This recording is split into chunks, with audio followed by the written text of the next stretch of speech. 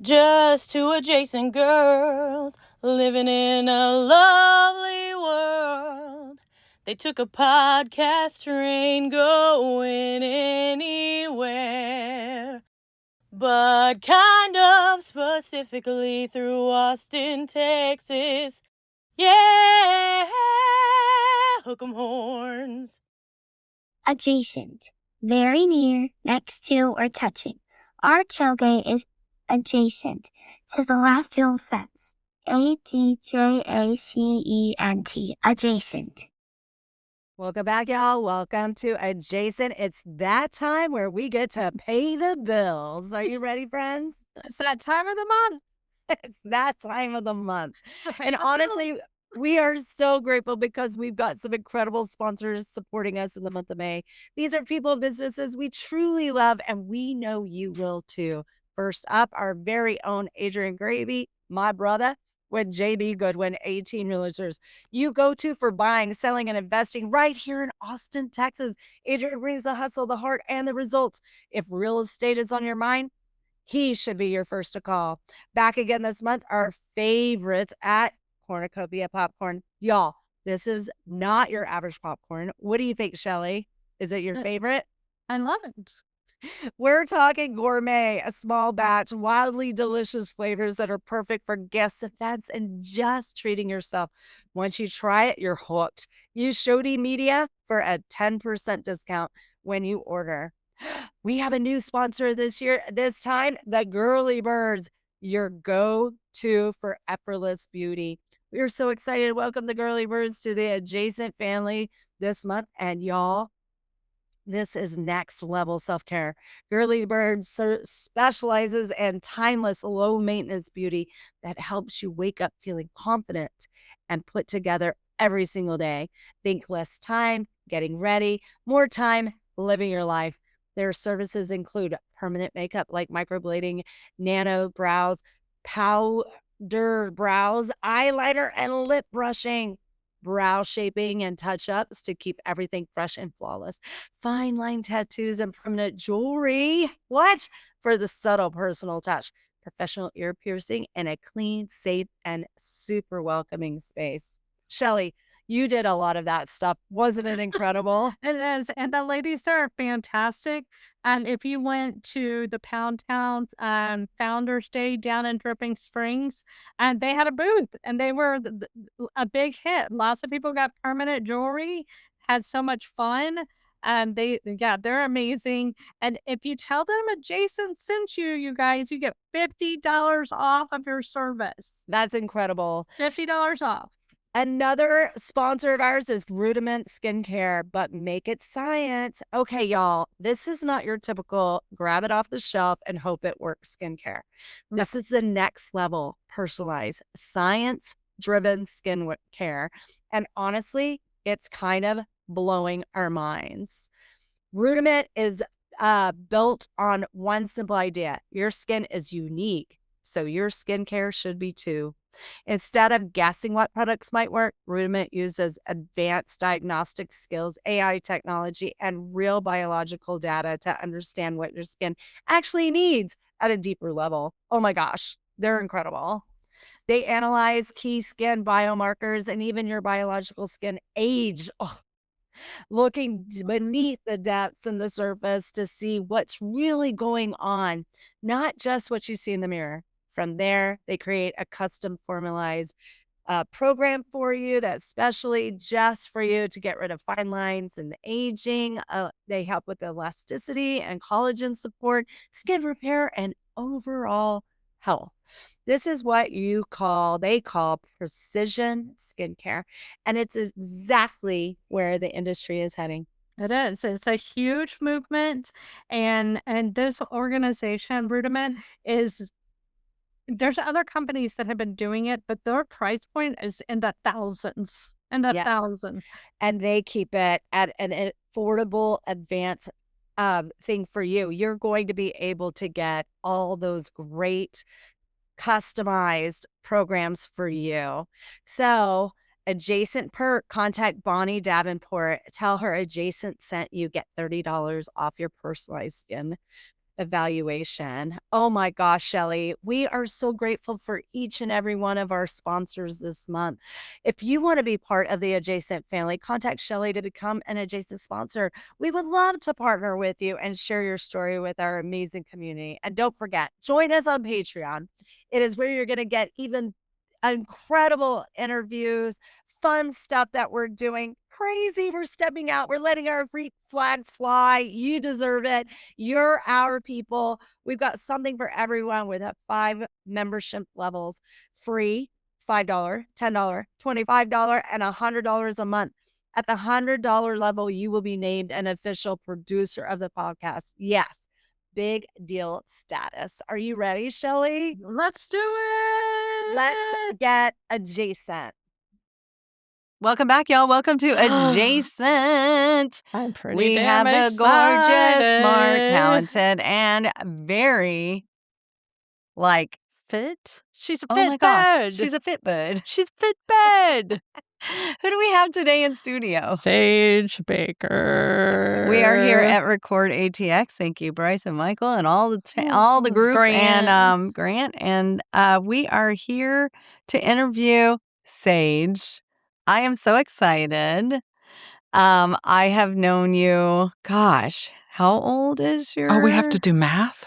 A little bit. How I'm old gonna is your need a- oldest? So Eliza's 25. Yes. Rainer's 16. So 20. 20. I mean, No, Eliza was in your because second grade classroom. Second grade. So it's So you're going to make me do 18. math. a little 18. less. Yeah, about 18 years. 18, oh my 19 gosh. years. Yeah. Yes. But you knew her before because she was such a powerhouse at soccer. Well, no, she wasn't, because Eliza was her first entrance into soccer. So I didn't know you in kinder or first, but I had heard of you. So Oh, that's always ominous. in a good way. No. In a good way. Yeah. All right, let's go back in You time. have a solid squad. You do. Yes. Tell me about where you came from. Where are you from? Where are you from? Where am I from? I was, I have to tell, I was listening to Kat Irvine's, Meow. yeah. her. And I was telling Eliza that today because she was Eliza's teacher. Was listening to that podcast this morning and I haven't had a chance to finish it, but when you asked her that, where are you from? I grew up in Dallas, so I am a native Texan. Yeah. And I grew up in Dallas in the 80s, Nice. which was Big really hair. a lot of fun. I had big hair. Dun, dun, dun, Yes. dun, dun. You remember the whole thing. And then I went to school in California. So I guess my thing is I grew up in Dallas and then I left and I kind of never went back to Dallas. Yeah. So, Yeah. but a Texan. I get it. And tell me about your parents. I want to Wait know a second. everything. Where in California did you? Oh, yes. Northern California, Okay. like San Jose area, Santa Clara. Oh, nice. Yeah. Wow. NorCal, as they say. North Nice. Cal. Mm-hmm. My parents, my mom is in a way a kind of native Texan. Uh-huh. I think was born Me in too. Ohio. Yeah.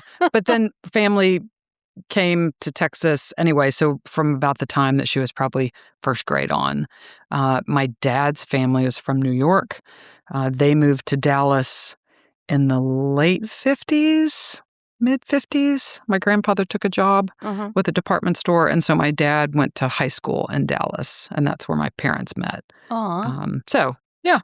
Well, what department store? I'm curious because our Oh, I grandmother worked shouldn't for Yarings for years. And I should remember the name, and I don't. because, back in the day, the department There was stores like were 7. There were so 7 of important. them. They were important at the time. Yeah, they were Yeah. vital. They were. No, I remember I don't think my grandfather told me this story, but my dad told me the story about my grandfather. So he moved down to manage a department store, and I think it was downtown at the time. And, Neiman Marcus was downtown. And it was during the Civil Rights Movement. And Stanley Marcus decided that Neiman Marcus would serve all people. And that was not the norm in Dallas in late 50s, early 60s. Gross. Or maybe mid to late 60s. And I guess my grandfather, whatever department store he was managing, the managers were on the phone to each other. Yeah. And I guess Stanley Marcus had called my grandfather had called Stanley Marcus. And now my mom's probably going to listen to this, be like, you got the story all wrong. It was, and we are going to allow anybody I love that. Good. shop in our stores. So they had, kind of agreed together. In Dallas. In Dallas. In the 50s. In the 50s and 60s. Yeah. So, Good. kind of desegregation. Good. Yeah. Beautiful. Yeah. Get on board. Be on the But right I can't side remember of the history. department store. Bravo, Stanley. Bravo. I know. Yeah. So I feel like there was, sort of cutting edge. Like, yes, everybody should be able to shop everywhere. Absolutely. Which was probably not true for many places in Dallas. Well, that's true. That's true. Or Georgia today. Or Mississippi today. Yes. Yeah. I mean, I'm hoping that's changing, but I understand it. That what a brave stand and what a good person to say, hey, we're opening our doors to everybody. So I was looking up your stats. Oh gosh, I have stats. What are they? Well, I mean, you have stats. we were just like, you're an analyzer. You have stats. Well, I think you What were born. Am I right? July 11th. Okay, so you're a Cancer. I am a Cancer. Okay. Yeah. Do you resonate with your Cancer soul? I do. Okay. I do. What parts of the Cancer do you resonate How with? deep are you? Do you know your How deep? poles? I Do you do. know your planets? I just was looking up. I wanted to get I'd had my chart done before. This was many, many years ago. And the person who did it is now deceased. Somebody else has taken over her practice, but I haven't been able to connect those dots yet. But I was wanting to get my full chart done. So I was needing to find my birth time. Mm-hmm. And I found it in some documents that my mom has at my house. But so I am a Cancer. I know that there are more dimensions than just your sun sign. So I'll say that. But what I really, resonate with is home is very important to me. I'm deeply loyal. So once I'm on your side, I am on, Mm-hmm. I think that I am often perceived as aloof or, maybe a little bit aloof, but really deeply thoughtful and sensitive. Yeah. So I have experienced that in my life. Yeah. But home, family, harmony, really important to me. Mm-hmm. And on that, maybe a tough outer shell, a really tender heart. Oh, that's true because, a Cancer is a crab, Shelley. Uh-huh. Did you know that? I love that. I'm a Virgo. Shelley's a Virgo. Oh, I love a good Virgo. I think we talked about this at lunch, didn't well, we? I mean, Yeah, everybody straight up. needs a Virgo. Everybody does. Y'all make stuff happen. Oh, get my shit gosh. You do get shit done. done. Yeah, it's pretty intense. Okay, what's your sign, Jen? I'm a Pisces. She's a fawning Pisces. Oh my though. gosh, Shelley. Oh, you're Stepsy. two animals in one? A fawning Pisces? But I have lots of, I have many Virgos in my life and Aquarians and Pisceans. That's the Yeah, we water kind of sign. mesh. I Uh-huh. love What it. are the girls? Eliza is a Scorpio. Mm. Yeah. And Rainer's a Libra, like Josh. Oh, okay, yeah. I was going to say what's Two Josh. Libras. Okay. But I'll tell Eliza, you want Eliza on your team too. She is. Yeah. But that's, a Scorpion is the same thing. Like, Well, she's fierce. always gotten shit done. Yes. Like, I mean, I And- feel like she was like vice principal of Zucker for Yeah, a that's while. so true. she will, and they have that stinger. So Yeah. be careful. She Don't would mess- run. don't She would mess run with the them. classroom for Yeah. sure. Yeah, don't mess with the Scorpio. You want them on your team. May I ask, Mhm. I mean, since Oh, yeah. you're aware, love languages in your house? What are the love languages? I have a really funny story about this. That's so Yes, funny that you asked that. please. Okay. When Eliza was in junior high, I think she was at Cabelli at the time. Mhm. They weren't in high school yet, but she was at Cabelli. And they had like advisory. That was their kind of homeroom. But they worked on all sorts of projects together and interpersonal stuff. And one of the things that she had to come home and do was have us take the love languages, like all of us as people in the household. Rainer was too tiny. So it's in the evening time. We put Rainer down, Josh and Eliza, and I remember us getting on our king-size bed and we take the quiz. And mine is acts of service. Are you? Amen. Okay. Yeah. I feel like Um, that's most women. Well, and so I said this. No, some and- love gifts. Yeah, and Josh went, oh my gosh, it all makes sense now. Now, granted, we've probably been married 20 years by now. Yeah. And he was like, oh my God, now it all makes sense. Like there was Oh my just this God. It's a- light bulb, like you could see it and hear it and feel it.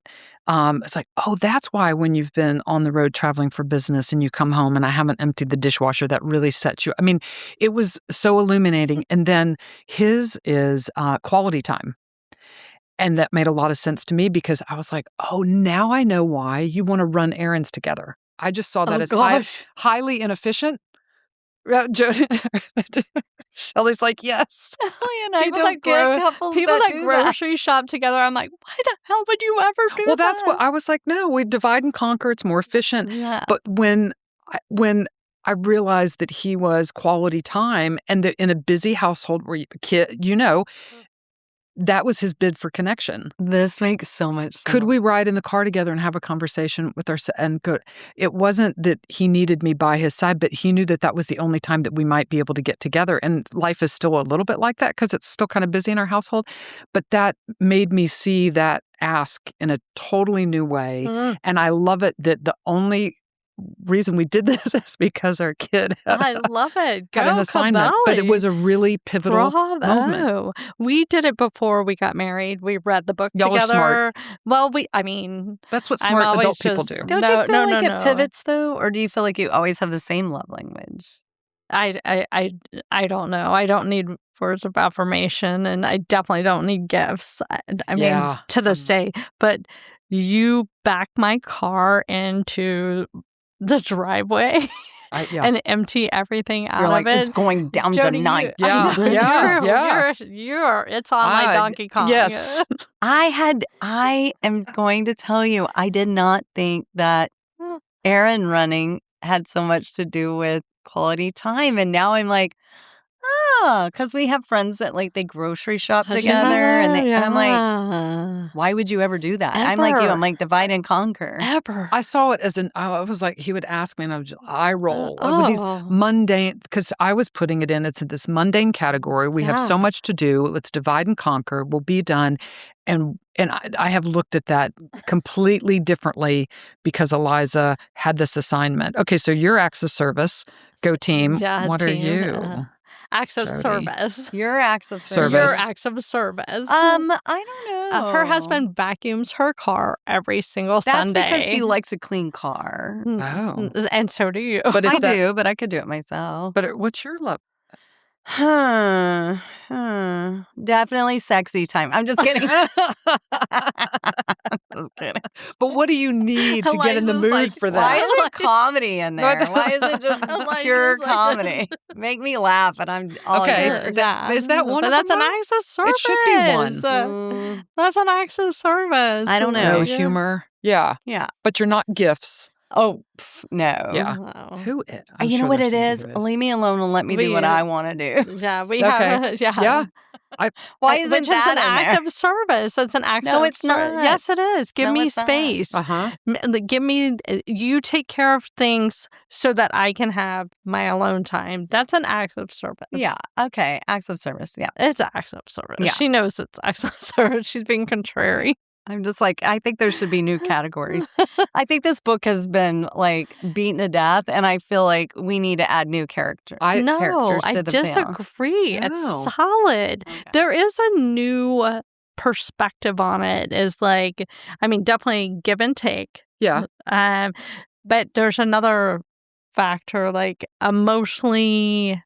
There's somebody that's talking about how do you emotionally feel. I thought you didn't like that part. Anyway, I'm going to tell you, if you give Shelley a self-help book, she's going to study it and analyze it to death. I love that. But there's so many good tools in there. Agreed. But then, so if there's one I'm thinking about buying or reading, I should text you first, and you're going to be like, thumbs up, thumbs down. She's already read it. I'll tell you. Yeah. Second Mountain. Oh my gosh. Okay. She talks about this. It's so powerful. It's so much. Okay. That's where you are, Sage. All right. Second Mountain. Where did you go to college? I'm just curious. I went to Santa Clara University in Northern California, in Santa Clara, which is right next to San Jose. And it's so interesting being in here in the studio with you all because have I done a podcast? This is the only podcast I've done in person. Okay. My graduating class at Santa Clara is doing a podcast where they're interviewing people from our class, and I have been a guest. I've been a guest host once. I'm going to guest host again, but we record on Riverside. And that's been fun because everybody's all in different places, but like to get to come here. with you all today is really fun. But Look, I was an English major at explain it. Santa Clara. Explain what they're doing, because I love you share this when we Yeah. had lunch, is that you're like being historians of your class. Yeah, it's a little bit like StoryCorps. Yeah. So it's again, I'd have to do math. We graduated in 91. So is that 35 years? Yeah. That's crazy. They are just trying to interview as many people as they can. And they send you a little questionnaire before. And then there is a kind of flow and format that they follow, which is sort of looking back at your, give us a couple of Santa Clara memories. Tell us what you're doing now. What would you tell yourself, your graduating self? And then they have a kind of fun, fast 5 or so questions. But it's been really powerful because some people I've stayed in touch with, not many. I have more friends from high school that I've stayed in touch with, like on a daily, deep basis. But to have these conversations and to listen to these conversations with people that I was in class with and that I do remember, and really what lovely humans they are, and the things that they've done with their lives, not just in the sense of like, oh, grand achievement, but, guys who've been coaching Little League for 30 years because they want to give back in their community, and all the volunteer work that they've done. It's been really moving to be part of that. And so, yeah, when we connected, it was overlapping with that. And then, yeah, but it's wonderful to be in person. Oh my gosh.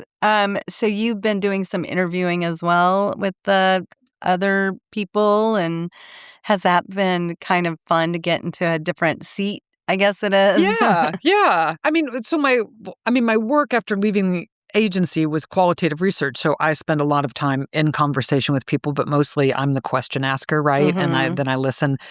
So when they asked me to be on the podcast, it was weird. I mean, it's still a little weird to have people ask you to talk about yourself. Yeah. Because I prefer to be in your Yeah, for sure. Which I don't know what that says about me. Maybe it's about control and vulnerability. We can go deep if we want. But so to be a guest and to have people that I have known but I don't know deeply ask questions, and just the space that they created for people was really a wonderful way to connect with them on a deeper level. There were fun kind of surface entertaining things, but then there were deeper conversations. And that's what I'm loving about being a guest on that podcast and on y'all's. And then I think not that I came up with the idea, but I think I made a suggestion. I wasn't the only one that I said, okay, the 4 of you doing this podcast, we need to interview you all. Yeah. Because some of you weren't even friends in college, like the wonderful, happy planning of this podcast. So let's interview you all. So I've done one of those. And then one of the other hosts, actually, we're trying to schedule it right now, but he lives half the time in Madrid and half the time in London. So we're trying to figure out schedules. Yeah, to interview him. So I'm just fascinated by the making of things. It's so fascinating, and the time and the connection. Jody and I walk out of here every single time going, like Sage Baker just shared an hour and a half of her time with us, and it's just so beautiful and amazing. And the deep dive, because we're so present right now. Yeah. I just took a picture, but otherwise we're 100% present, which doesn't happen a lot. No, it doesn't. We're having. I mean, remember the last time we were together and we had a salad. Oh my gosh. It's fun. We had a drive-by salad shooting situation. I felt so bad for that guy. He felt bad too. Our waiter accidentally dropped the entire salad into your purse. He felt and so he was horrible. devastated. He's like, I have not dropped a plate in 20 years. Yeah. Whatever. I was like, well, today's the day. But when you play that back in your mind, it was like a slow motion. It was like out of a movie, because I could just see that salad going right into my anyway. And by the way, a salad has so many parts. Are you still digging croutons? I think there's still Parmesan. It was a Caesar salad, and there's still Parmesan There's cheese. so many parts to a salad. Should I get? It's not like a hamburger where it's like 4 different ingredients. God. It's like Can you everything's chopped up in very miniature, Yeah. and then it's like all like embedded in your purse. I felt so bad, and you were so gracious about it. And not that we need to be awful to people. We all do things like that. I drop things on a daily, so it happens. Well, what brought you to Austin from California? Like, how did you get all the way here? Dallas, California. Right. Yeah. So I had graduated and I had no idea what I was As one does. Right. There was no off ramp. I mean, that's been the other funny thing just listening to this podcast, because people telling their stories of like leaving college. And it is deeply reassuring to me that like 3/4 of those people didn't have a plan. The people who were finance majors and engineers knew what they were doing. The whole rest of us were like Jesuit Volunteer Corps, I think Peace Corps. I mean, people were not. It was also 91, there was a recession, but I was working for a company. My roommate, for 3 of my 4 years there, she was a cheerleader for the 49ers. And she was working. And so we both had worked for this company that was, I think now it's called E2K Entertainment. Maybe they're even, or that's what it is now. I can't remember what it was when we were working for them, but they ran all the cheerleading camps, like at UT, Stanford, wherever these NCA. big, yes, all these big cheerleading camps. So they ran that. They also ran the 49er cheerleaders and some other professional cheerleading squads. So it was a pretty big business. And I was working, I think, helping to court some of these cheerleading camps, which that is just funny as I say it, because I'm so not the cheerleader. I was getting ready to say, were you the irony of that is pretty remarkably hysterical at the moment. But so we were both working for that company, and Lori was loving it. I mean, she was a 49er cheerleader, was brilliant at it, a brilliant business mind, and really loved it. She is still there, produces the 49er halftime shows. I mean, she's that was her trajectory. And I remember thinking, this is not me. I am sitting on the 101 freeway driving 5 miles and it's taking me an hour. And it was the beginning of Silicon Valley, right? So it was also really expensive. Right. And there wasn't anything really holding me there. And I thought, I kind of want to go back to Texas. I think I'm going to go to law school. I had applied to law school, but I don't want to go to Dallas. No offense to my Dallas friends. No. I think I'll go to Austin because it's cheaper. It's Austin. Yeah. It's I'm close. I can get to Dallas. I can do, but I can have my own thing. So I remember, I don't know if my parents would remember this way, but mine was saying to my parents, I think I'd like to move to Austin. You guys, I want you to share this, if you don't mind. Yeah. It wasn't like today where you could watch a bunch of videos about Austin. This was word of mouth and speculating. Yeah, and I'd been to visit a couple times and been through. I was like, I always felt really at home at all. I think I'll go there. Yeah. And Josh was living in Austin at the time. That was another reason, because we were like dating and not dating. Anyway, that's such a long story. But I was like, okay, if you put in the column of things about Austin, okay, well, it's kind of inexpensive. It's really fun. Mm-hmm. There's beer and there's dancing and there's a river and Josh is there too. Okay, so there were all these, and it's not 2,000 miles away from my family where I can't afford to fly home. Right. And I don't really have a cause here. I did love Northern California, but so there were all these things. So I remember saying to my parents, I'd like to move to Austin. And they were like, well, we've just paid for college. We'll give you like enough money for 1 month's rent. Ready, go. And I came and like you said, Shelley, you just sort of come, you get an apartment. Actually, my first apartment was right over here on Nelray. Oh, yes. Right here. Yes, right around the corner. And I just see you as such a South Austin-y. So well, I very quickly moved to South Austin. That was not that was not my place.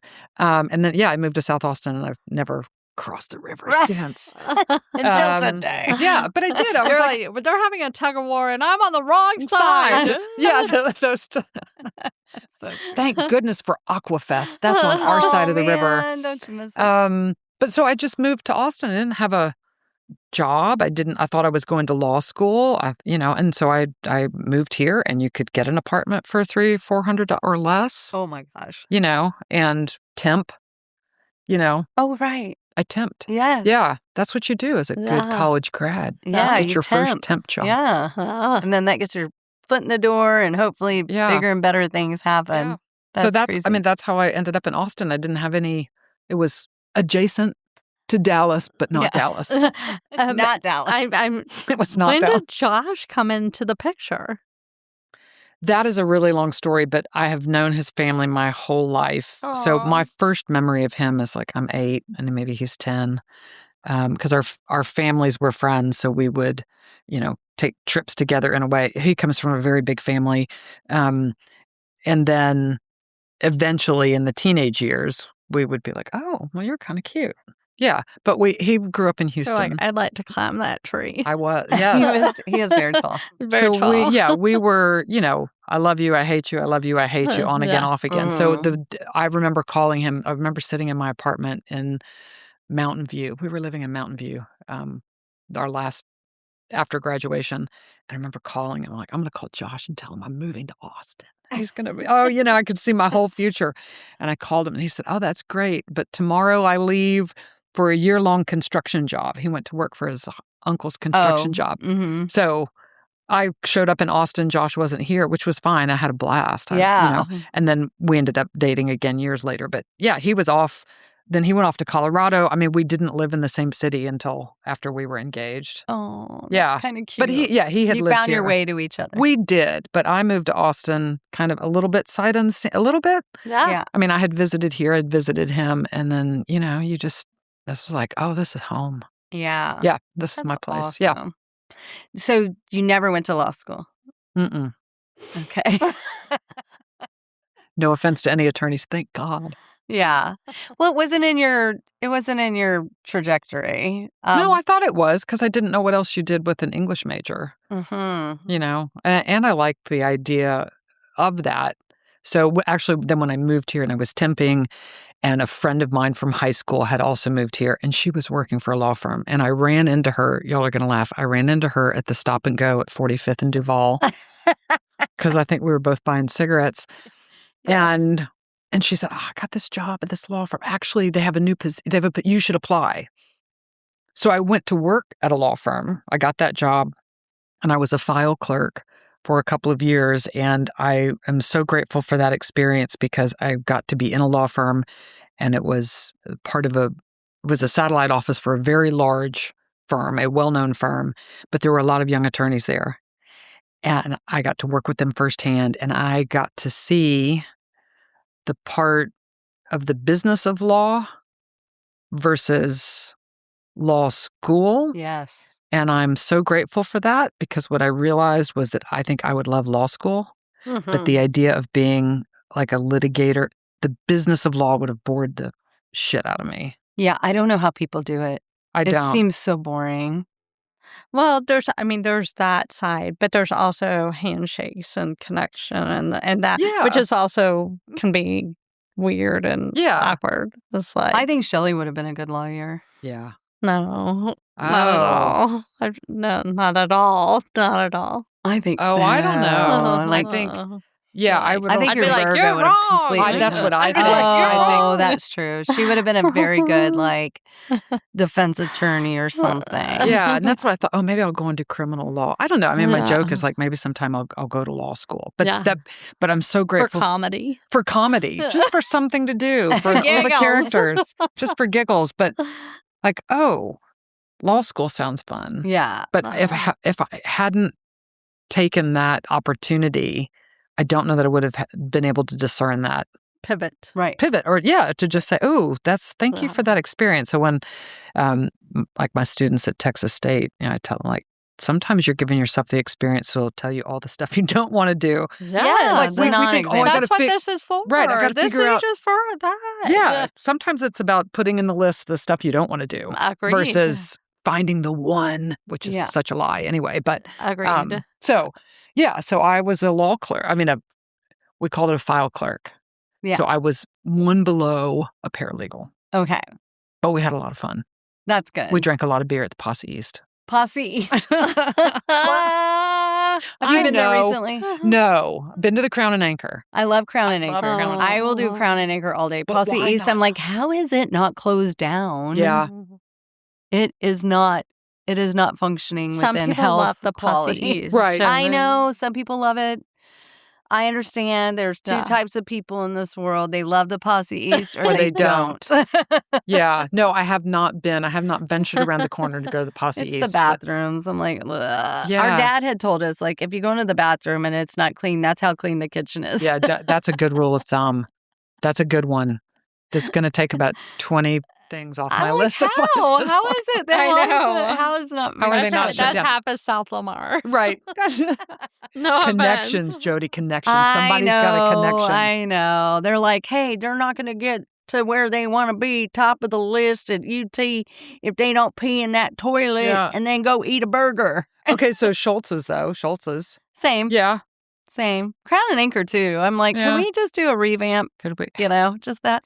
It's hard to even get in that bathroom. Yeah. I'm like, Stock. But I think Posse East is fully like being supported right now by Kelly Willis. oh, yeah. There are some people Kelly that are putting it Willis, together. they Same live for, there. I love Dirty Martin's, but same for Dirty Martin's. Dirty Martin's is lovely. The bathrooms are actually clean. Yeah. Comparatively. well, for sure. But that says a lot. Which is a lot. Okay. So you decide not to be a lawyer, and now you are doing incredible things. How did you get to this path that you are? Marketing.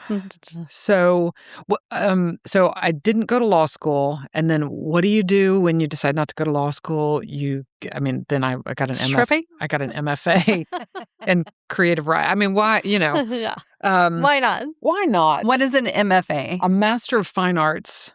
Okay. In creative writing. So it was like a master's in English with and a creative writing component on top of it. So a 3-year program. So I did that at Texas State. It was Southwest at the time. Back in the day. Go Bobcats. Yeah. And so then when you graduate with an English, then you're like, well, what do I do now? What should I be thinking about that law school thing again? No. Yeah.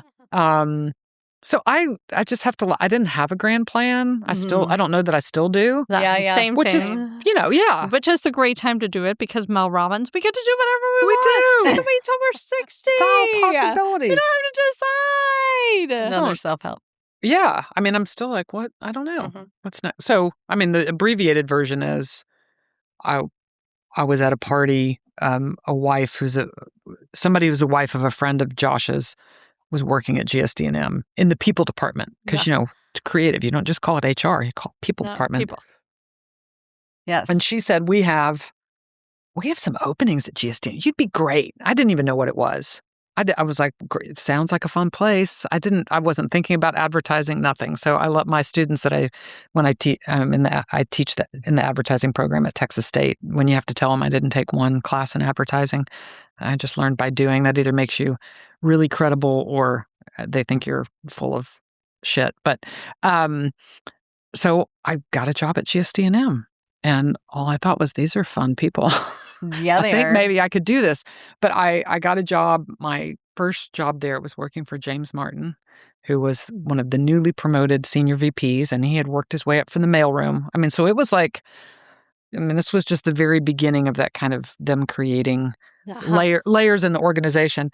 And he said, just come work for me as my executive assistant for 1 year. And then if there's another opportunity in the agency, happy to see what we could do. Will you just be my admin for 1 year? And it was in the marketplace planning department. Again, they had to create their own name. Yes. Which was strategy and research. And that kind of just led me on this whole other path that was just like the happiest accident in the world. Yeah. Working with cool, fun people and learning a trade. I mean, I feel like I apprenticed. And it's right across from Whole Foods and book people, guys. But when you were there, was it right across? They had just actually, Whole Foods was not there. It was Capital Chevy Geo. Oh, do you remember? My gosh, yes. That whole 6th and Lamar intersection was remember. It was not what y'all remember. I mean, it was, the West End was not. Yeah. So, Whole Foods creating that. Well, first, Whole Foods had the spot that's now Book People and Anthropology, if y'all remember that, before they built. I do remember that. Yeah.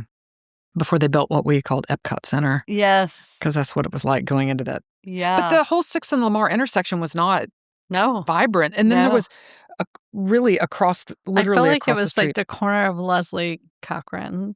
Yes. I mean, I feel like that's all that was, right? No, because he would, because Katz's Deli, he was always in front of Katz's Deli, and then he would walk down, right, and then there was some other old warehouse across the street that was literally broken windows and stuff, and I can't even remember what that was. Oh my gosh, it was kind of a trash bag over there. Yeah. So I started right when they had just finished building that building. Yeah. And I was like, this is the best job ever for $19,000.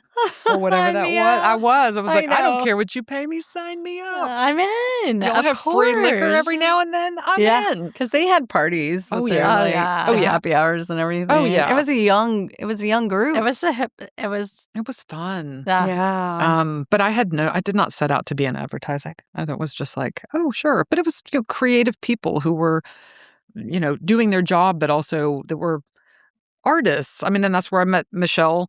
Yeah. And lots of other people, but they had a band on the side, or they were making jewelry, or I don't know, they were just fun, interesting people. So, and it was a time in Austin where you could kind of not make very much money and still have a really good time. Yeah. Well, it was so community back then. Yeah. Like, it was like, I have $5, you have $5. We can go have a pitcher of beer. We can go to the Let's Cedar go do Door it. and drink for Cedar. a while. Oh my gosh. yeah. The that's OG. so true. The OG, when it was in front of Pets Alive. Yeah, when it was, I call it when it was down there in the chicken yard. When it was, yep. Oh my God.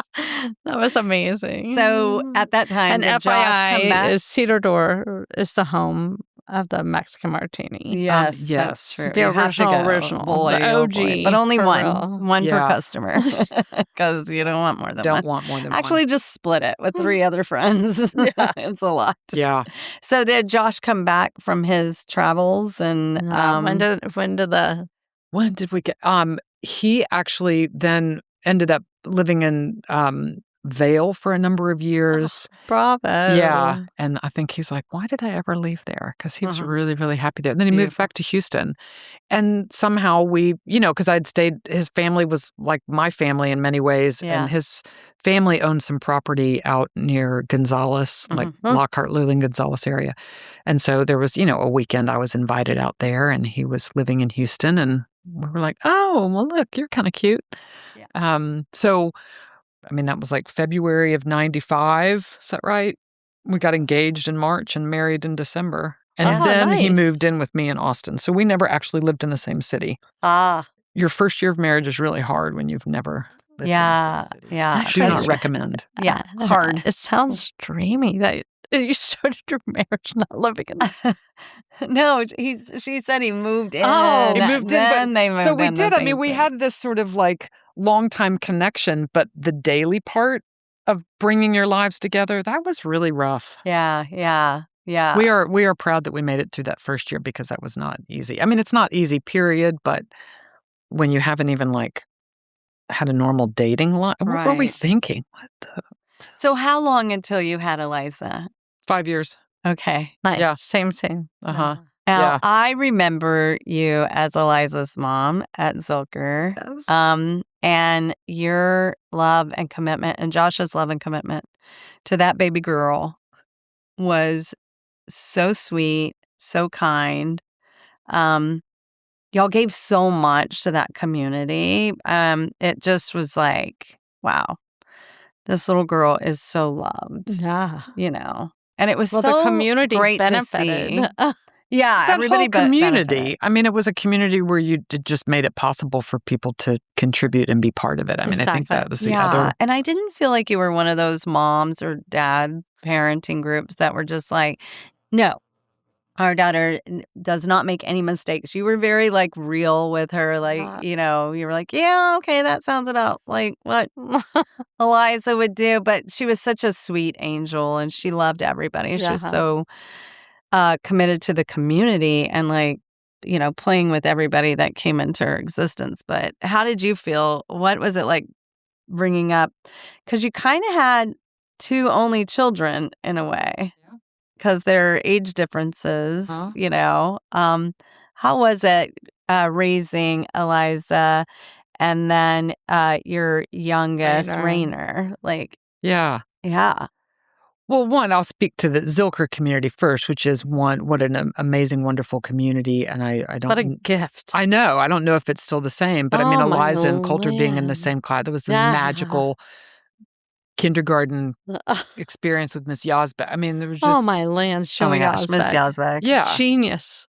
Yeah. So when you start on that Very note, true. I mean, and then you have Elaine Bailey, and then you have Ms. Judy Wynn, and you have David Cease, and then you have Kat Irvine. I mean, you you got it all. Right. And then all the other amazing teachers there that Eliza didn't have, but all the other parents. Just the community. Yeah. I mean, I don't know if it is still that way. It felt very grassroots and real in a South Austin hippie kind of way that allowed for a lot of inclusion and let's put something together. I mean, being on the Arts and Education Committee, I mean, learning from Liz Scanlon of how could we bring yoga in and the art fair that we would do to raise money for that. But just working with other parents to make that possible was really a lot of fun. Mm-hmm. So I think it took all of us. I learned so much there. Why are we using paper plates? Why aren't we all just bringing our own? I remember it was instead of BYOB, it was BYOP. Bring your own plate. Yes. And then they had a wash station. That was a Kevin Lundwitz. Yes.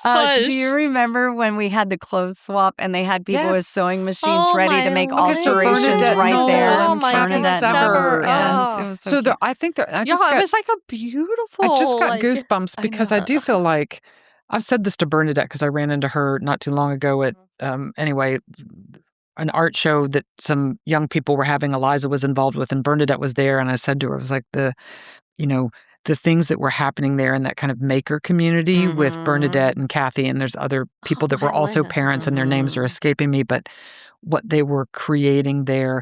Well, I think that people were open to it. The school was open to it. Administration was open to it. I know the world is different now, but I think we had missed opportunities, y'all. Yeah. But I think we're going to go back there eventually because it's like we're going to need that community and that, we need that time to, reclaim community and connectedness. Yes, and that's what this is all about. Yeah. That's what our whole story is. Yeah.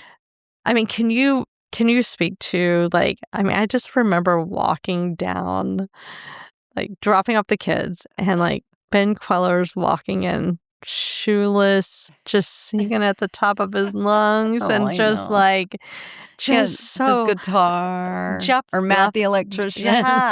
Jeff just playing his Jimmy LaFave playing in the backyard concert. Yeah.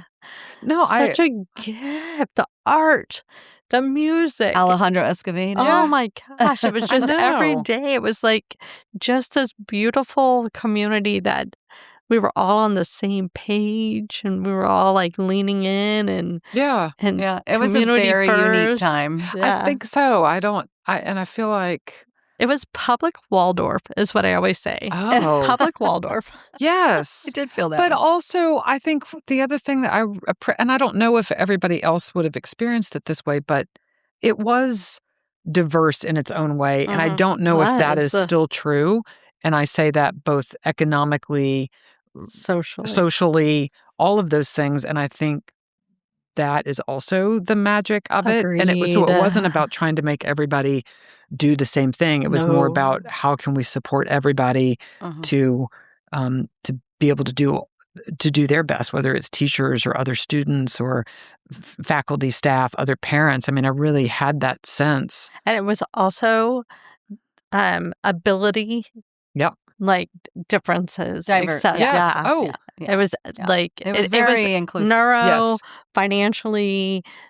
Yes. Everything. Yeah. It was the whole package. Yeah. It was, it was beautiful. It was like college in an elementary school. it was a unique situation. Oh my gosh, so it was such a gift. You had Eliza, and then and then how many years later did you find She's out?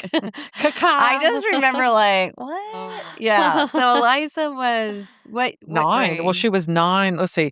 Rainer was born in 2009. Eliza was going to be 9 that year. So they're 8 years. 8.85 years apart. So we just round. Well, we're going to round up to bad. No, but that is significant. Well, because you didn't have any kids in between. No, I didn't. I skipped the middle child. Yeah. So I was 40 And I was like, oh my gosh. You saved somebody from a lot of trauma. I did.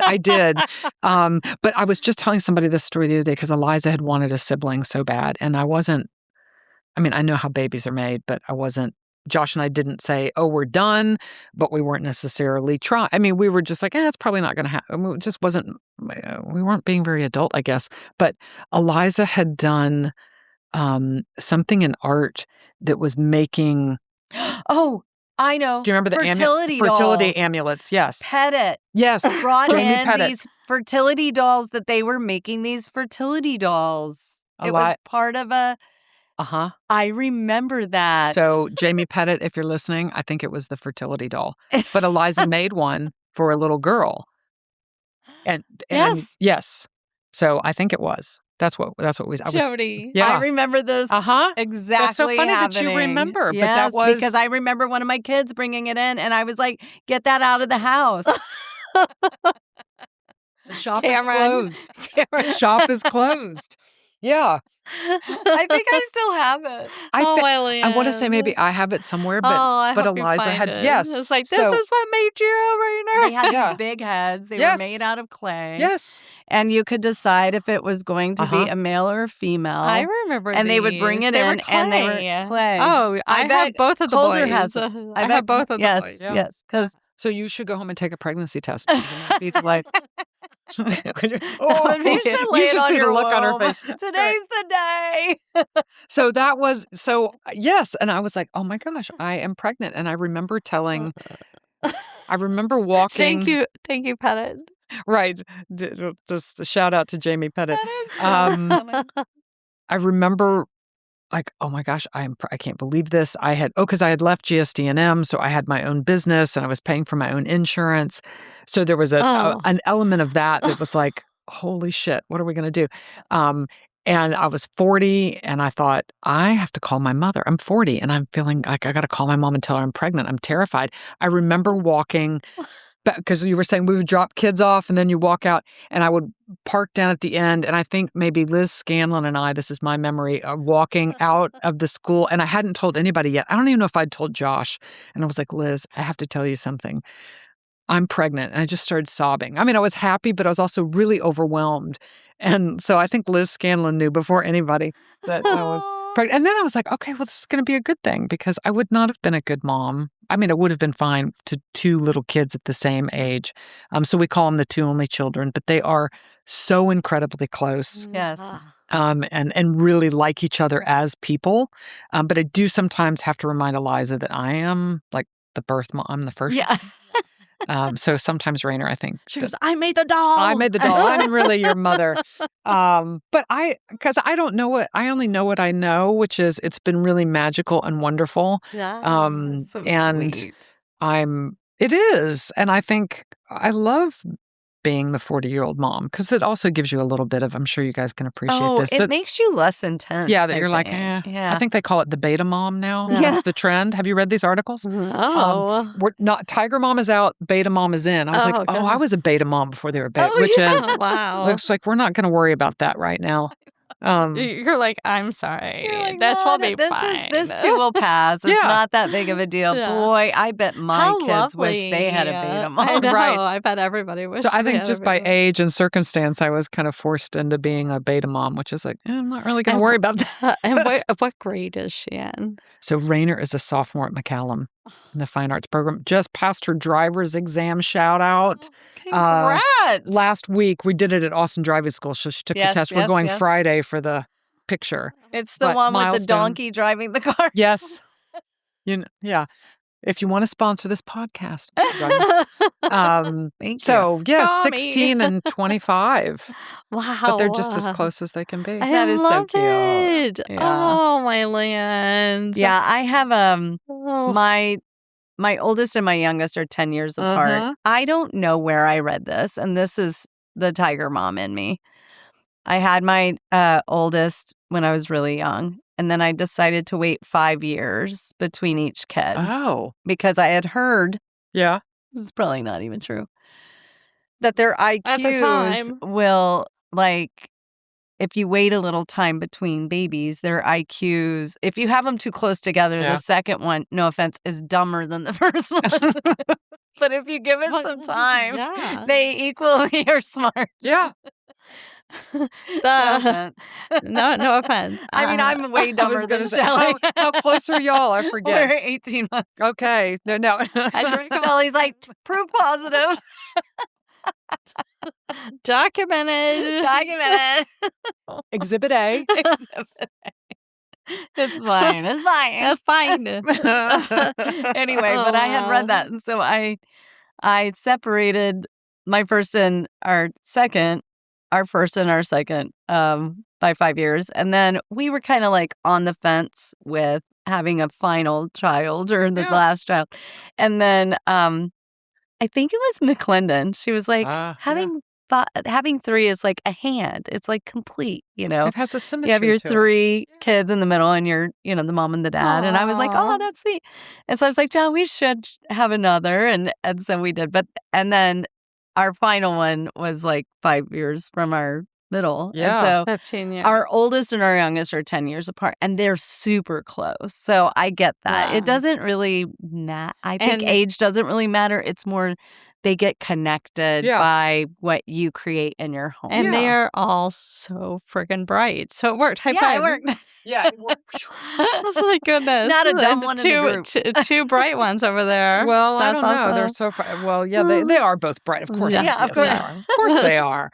Are they distinctly so different? Yeah. So Eliza, is she more system based, or how would you characterize Eliza? Do you feel the difference in the parenting is like I mean, you mentioned it, but the tiger versus and generation, the timing of it, like.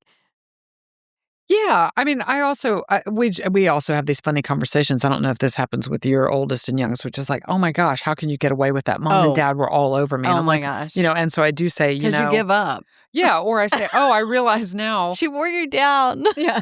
Or you realize it's not a battle. Do you want to not fight? Like in the whole thing. Where, and the then big scheme. Yeah, and then I say to Eliza, I'm sorry that I didn't have, you know, now I'm the clarity. I was so intense.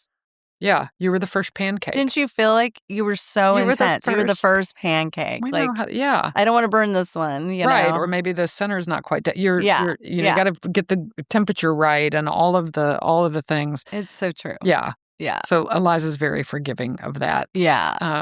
I think my oldest has had to go to therapy to like forgive a little because I was so intense. I was so afraid I was going to mess it up.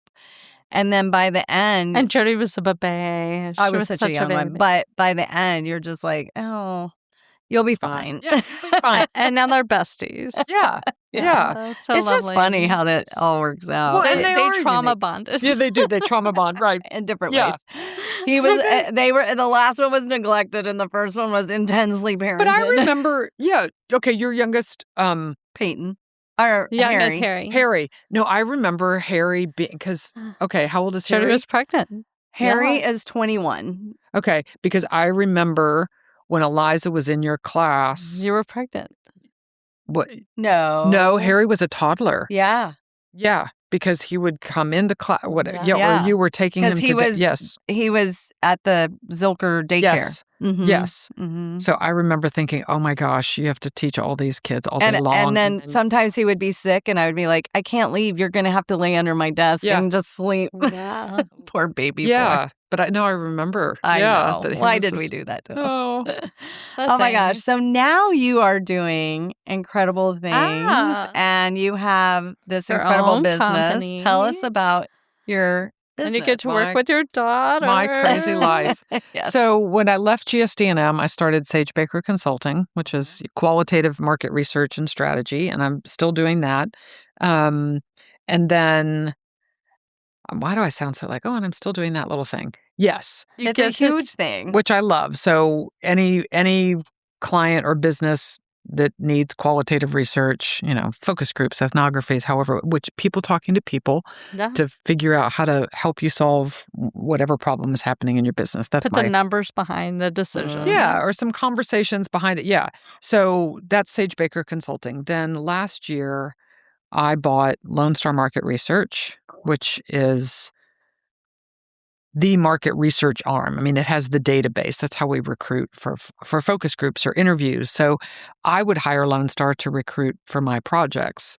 And then Bridget Mendoza, who has owned that for, 10, 15 years, she was ready to retire and asked me if I wanted to buy it because I provided a certain number of volume for her. Yeah. Like, that might not be a bad idea. Let me do that. Yeah. So I own Lone Star, and Eliza is working with me in the Lone Star business. So that's that. And then That sounds like a Virgo's dream.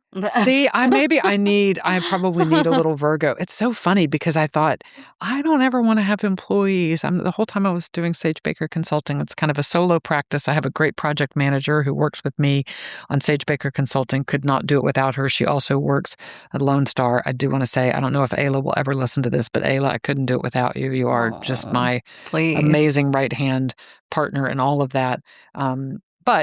So Lone Star, just growing that, and Eliza had graduated with an art history degree, but was in some ways would do projects with me on Sage Baker Consulting in that qualitative research space, and said, I kind of want to know more. I was like, well, guess what? I've got an opportunity for you. So we get to work together on Lone Star. And that's fun. I don't know if she would say it was fun. I think she has said that she does enjoy working with me, but I bet she does. She's so smart and she's so good and she's such a quick learner. And I don't know if it's what she'll do forever and ever, but you never know. When she had graduated, she said, I don't know what I want to do, but I know that there are some skills that I want to learn. I want to learn how to do some more, I don't want to call it just sort of general learning applications, business process, those kinds of things. I said, well, come on, because we got all that. So that's been from August until now. I mean, yeah. And then I teach at Texas State. I'm the coordinator for the advertising program. Wow. Which is really, really fun. That's amazing. How long have you been at Texas State? I started as a per-course instructor lecturer in January of 23. So it's been 3.5 years. Wow. Yeah. And it's just, talk about like how the people how long have we known each other? 20 years? Yes. That, the reason I started teaching at Texas State was Jenny Bushhorn. I was going to go work for her when I was thinking about leaving GSD&M. She left GSD&M to go start the business planning group at McGarry Jesse, which does, Frost Bank and Whataburger. And Mark and Brian were also at GSD&M. So I was going to go work for Jenny before I got pregnant with Eliza, and I turned her down. And I was one of those things of like, why? This is the job I want. Why am I saying no? So Jenny and I have known each other for 20-something years. And so she did her second mountain. I'm taking it. That's what when you're talking about that book, like these second or third acts of our professional or personal lives. So Jenny had said, we hadn't talked in a while, and she just sent me a message on LinkedIn. I was actually at a meeting at UT. You ever think about teaching? I was like, yes. Because I had thought, so all these things come full circle. So I've got a few irons in the fire that are all very exciting to me. Hopefully I'm doing a good enough job at all that... Well, I know these are your big passions, but what do you do to unwind? What are some, other than doing your amazing skin and hair care and your physical care? Tennis. Walking. We were talking about walking. I walked my neighbor who doesn't live in our neighborhood anymore. She and her partner live in San Miguel, but she's back for a visit. So we walked the neighborhood today up Terrell Hill, get some good hills in there in the South Boston. Good hills. So walking, I will still walk Town Lake. Nice. Love that. And then tennis. Mm-hmm. And you're what level? Say 3.5. A 3.5. I really would love to get to a 4.0. I don't know if that is in my future. You can do it. I have to play a lot of tennis. Yeah. These jobs get in the way of all my tennis. I know. Boo. Yeah. But I love tennis. Because that's you can't do anything else while you're playing tennis. Yeah. And it's Thinking outside, of the ball. it's physical. You had to be so present. I meet people, You're on the all ball. different types of people and ages, because I play on a city league. And yeah, it's just really a lot of fun. I am going to tell you, if you are a young person and you are picking a sport to age with, swimming, tennis, and golf. Those will age you in a good way. You will be super fit your whole life. Yeah, we have You're Georgia's pickleball players, aren't They you? get injured a lot. They do. I haven't played pickleball yet. They get injured a lot because they think they have to dive for the ball. And then they have to go to on that PT. teeny tiny court. On Hands that and teeny ankles. tiny court. Yeah, when They get Cameron was lost in the kitchen. when Cameron was in the ER working, she goes, I cannot tell you how many pickleball ER visits there are. Yeah. It's quite crazy. Yeah. But don't we have a mutual friend that plays tennis? Kate Corey. Yes. Yes. She does. Yeah, And she'll play some pickleball, but she knows She loves Well, tennis. dive for the ball. I mean, we played 3-1 against Kate on pickleball, and oh my gosh, we had to she sabotage scored her. us. She was so good. Yeah, we're like one arm. We were one like, leg. if you're her partner, just sabotage the ball. We're never going to get any points. I want Kate. But I agree. Yeah, I agree. I don't know that sometimes tennis translates to pickleball. I haven't tried it yet. Some people make that transition. I have friends that play. I think it gives, it's kind of like electric bikes. It gives people an option to get physical. Fake security. That's true. And I'm all for that. To be outside. Get outside and do stuff. The other part of those sports that you mentioned, maybe not so much swimming, but swimming is great for you physically. But the golf and the tennis, it's social. It keeps you connected with other people. Agreed. You're outside. Yes. You know, I mean, there's so many good things about it. So I'll be playing tennis for absolutely click our heels, whatever we need to do to. Have you brought the girls in to the tennis world? Eliza did for a while, and then kind of wasn't interested. We all played together. Maybe it was over the holidays. And we're like, oh, I think I'd like to do this again. Rainer, we enrolled her in lessons, and that was talk about the things as parents. You're like, oh, the minute I start pushing this, I don't want to do. So I pumped the brakes on that one. Yeah. That maybe, there have been times of interest, but if they want to, I'll always play. But I don't. They know I love it, but I don't proselytize too much. What about Josh? Any tennis for Josh? Yeah, he did play, and then he hurt his back, and but I think he's gonna come so back. Tall. I know. He's going to come back. Yeah, he'll get there. Okay, this is a very awkward question. Oh, I love those. Good. Those are my I love favorite. awkward. Yeah, well, Let's no, get into it's it. about work. I saw on your client list Chili's. Oh. What's happening at 45th Street? I have not worked on Chili's since I was at GSD&M. Okay. I don't. But there, I'll say this though. That 45th one is getting some good press. I know, and I think they're going to close it. They're closing They're it. selling that property. Yeah. Okay, I've heard two different things. Oh. Yeah. So. I heard that at the building, but Chili's will be in the base. But Okay. Well, that's good because they're going to ruin that area. I know. But Chili's is seeing a resurgence in this nostalgia. Yeah. So, which is funny. It's the last time I was in, and I go with Eliza and Rainer to that one on 45th.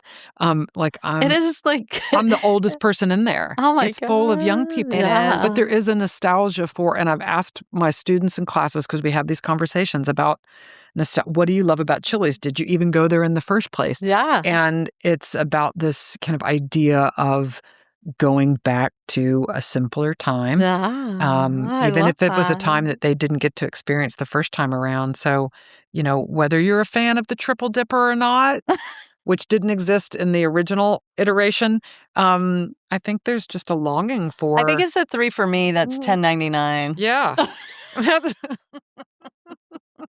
You get a drink, an appetizer, Yeah. and I think it's when they amazing. leaned into Bravo and started having like Vanderpump. Yeah. drinks. Oh, yeah. And when then they have did the whole Wicked martini. thing. Yeah. I know. I mean, they beat Cracker They've got Barrel. some- yeah.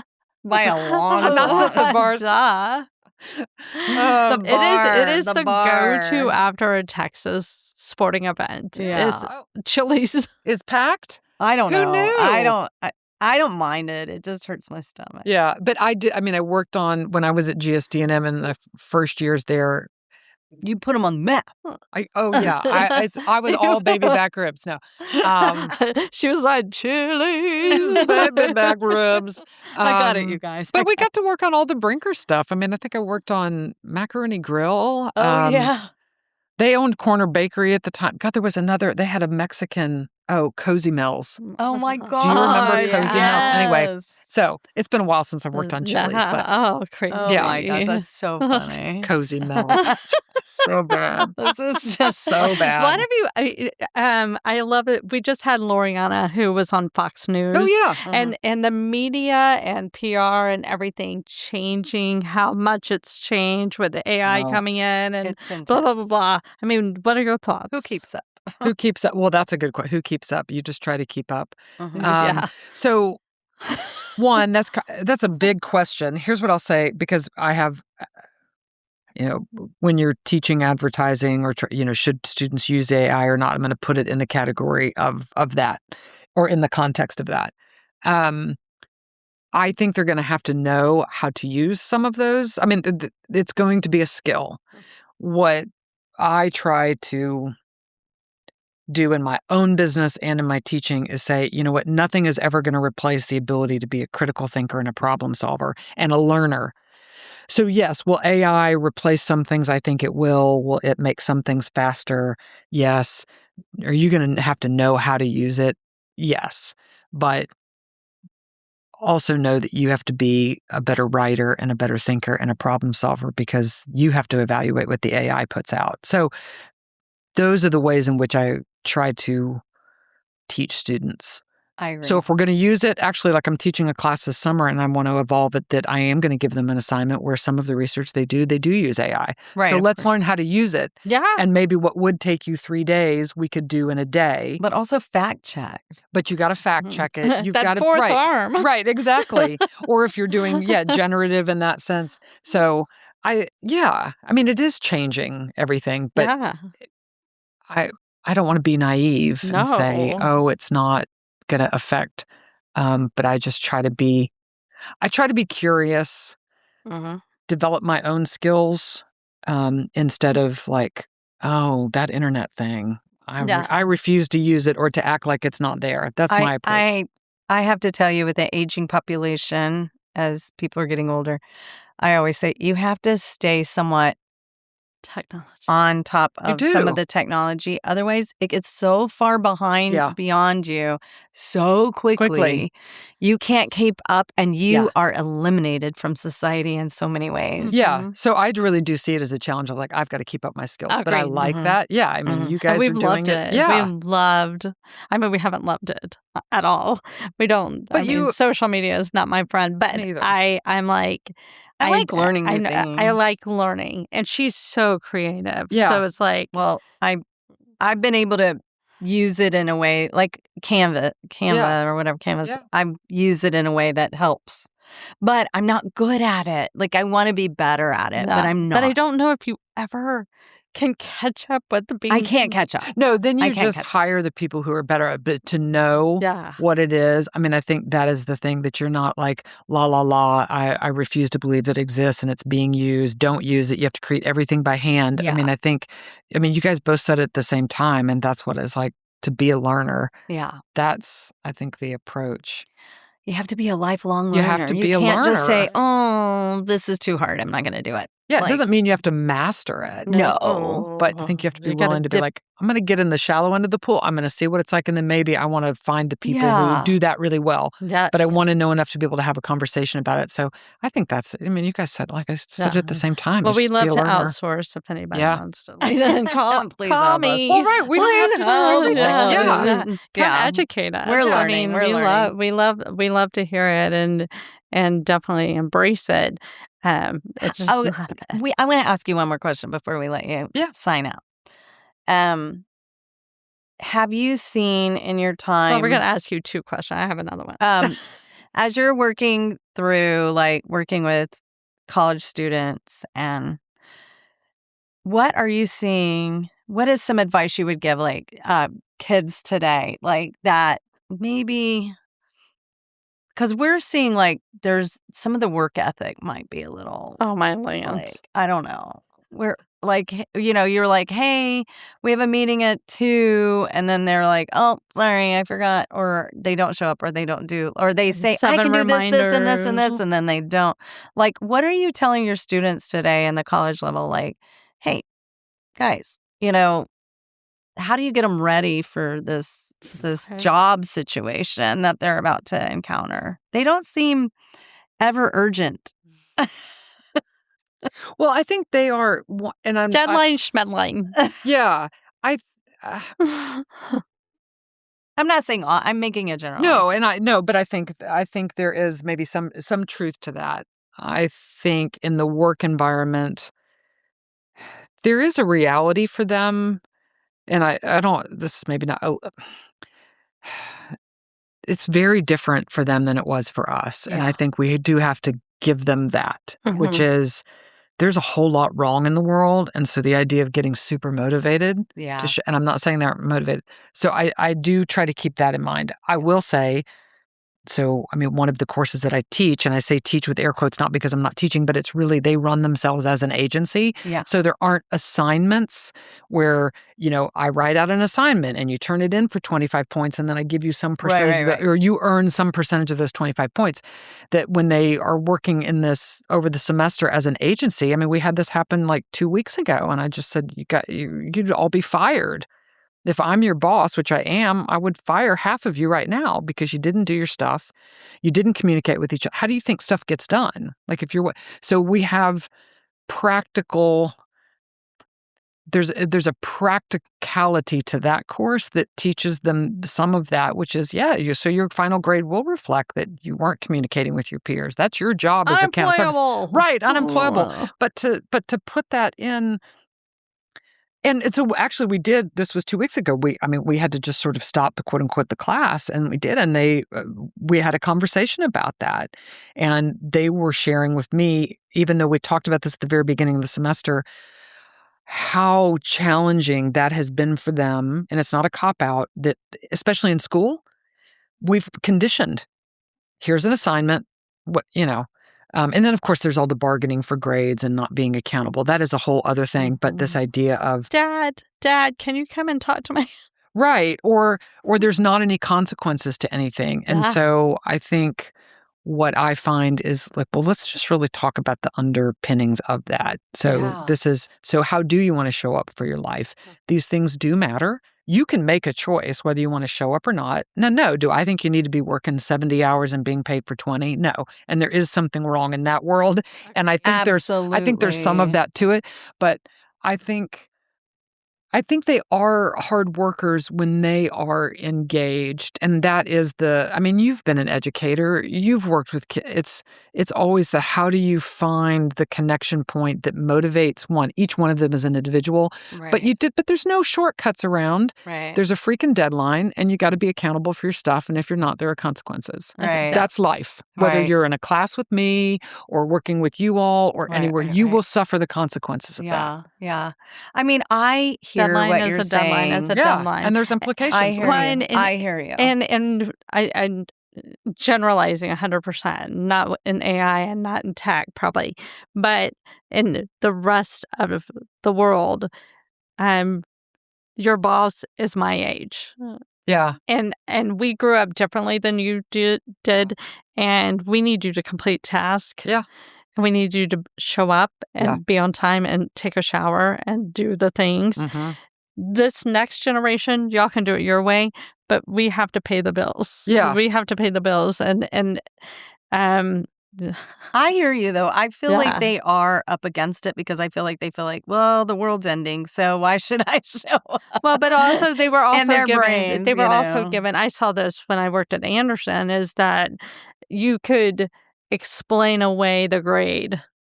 You could explain away why you didn't turn something in. Yeah. And everybody, I know it's due on Tuesday, but as long as I get it by the end of the semester. But that's not real. That's not real life. I mean, we're closing tomorrow and I don't have the paperwork and, and we don't have the paper. Yeah. And so we have surgery tomorrow and you decided to go on a bender and you can't come in and you're the surgery tech. So I think that includes all of us that are in service of young people. Absolutely. To, my students know there's no late work is accepted. Period. Now, there might be an extenuating circumstances. Sure. Yes, then you come talk to me. Yeah. But I'm not. And here's why. That creates more work for me. And the deadline was the freaking deadline. Yeah. Welcome to life. Yeah. You knew for 2 What a beautiful lesson. No. Now, if you had a kidney infection or something, great, then we're going to talk. But so one, I think collectively, and they have to take ownership and accountability too, of enacting the consequences. At least having the conversation. Or, I'm sorry, you don't get the job. No, you don't have the keys to the car. I mean, I think so it's a combination of things. So I'm not absolving them of that they have to show up. Right. And I think then, experience the rewards of that and the satisfaction of achievement or promotion or whatever. Exactly. But if you also don't suffer or have to live through the consequences of it, then there's no price to pay. Well, there also seems to be a contentment, which I admire the hell out of, is that I only need $25 a week. Yeah. I only need $800 a week. I don't need I think that is $4,000 changing, a week, which is they're not beautiful looking and for lovely, like but hoarding their dollars. Yeah. They're like, I need to survive, and this is what I need to survive. Also, I find with my youngest, such a minimalist. he definitely does not ask for anything. Yeah. He's like, I can make it on this. I don't need a lot. Yeah. I do know? think they are motivated by different things than which I kind of appreciate a lot. I admire it. I do. Okay, we got to get her on the road. But Sage, your 3 big loves, aside from family, I'm going to make it really hard for you. Ooh. Aside from family. And tennis. And tennis. 3 big loves. Wow. 3 big loves. We already know tennis and your kids and family are number 1, so it's fine. Okay, well, these are going to be, I don't think that they're concrete. I think, one, learning. I love learning, and I'll put kind of adjacent to that sort of learning and solving problems. I'm not saying I do it all really well, but my mind loves a good problem. I love to is that something we could tackle? So learning. Love that. It can be shallow things too. Like I said, remote controls. Yeah. I do love sleep in a way that I haven't in my life. Oh, my land, agreed. Because everything, Josh and I were just talking about this, or even Eliza and I was like, when you've had good sleep, your ability to tackle and deal with the shit of life or anything is clear-headed. Your capacity is so much greater. So I love my sleep. Yeah. And then Good answer. Then the other, this is, you can see on my hands, I'm sure I should wear more. I'm aware of I really love being out in the sun. And it doesn't have to be, I'm not in that, what was there, this something about Mary, remember Magda? She was the color of this table with a cigarette. Not in that way, but I really feel it.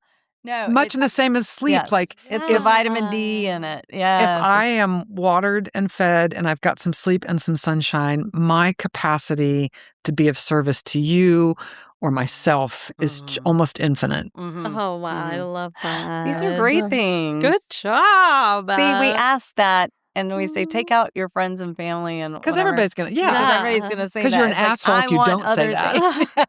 Well, let's just take it off the table. So you're not an asshole. Yeah, you didn't say it. Exactly. We're gonna assume that you're human and you like your people. That's a good question. Yeah. I love that. Oh, man. I love that. Sage, we love you. We love that we've reconnected with you. Such and a gift. we want more time with you. Well, we are going to have more time because I know you guys have I have invited a little sort of learning challenge opportunity for you all. So a group of students that just finished their big PR competition. Actually, I want to say this. There's the advertising students who are going to nationals.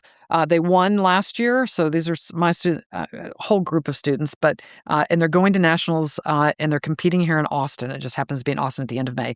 The PR students have a similar competition. 2 of the 3 teams, Texas State won first place and third place. Wow. In the PR SSA Bateman competition. So when we talk about the things that we've been talking about, those are the students that they just found out last week that they won. So they were finishing their competition. And I'm just so proud of them. Yes. Because you do, to follow up on your question, that we do see all the stories. And I know we all experience the people who don't show up and aren't hard workers. But I know there are great people. And there are. But I think I'm always amazed, especially with our students at Texas State. And I am going to brag, They are just, They're so smart. They're working 2 jobs and they're putting themselves through school and they're just showing up They are. in an unbelievable way. And I couldn't be more proud. So And I love that Bravo, they go have your Bobcats. leadership. They have your leadership and your Yeah. guidance to help. well, them. on the PR side, it's Deborah Price, and she's a rock star. On the ad, it's all me. No, it's not. it's a bunch of us. But I think when you experience that every day, it's a ballast against the, whether it's a Gen Xer or a Gen Zer that doesn't show up and do their stuff. Yeah. I have all these wonderful experiences of Yeah.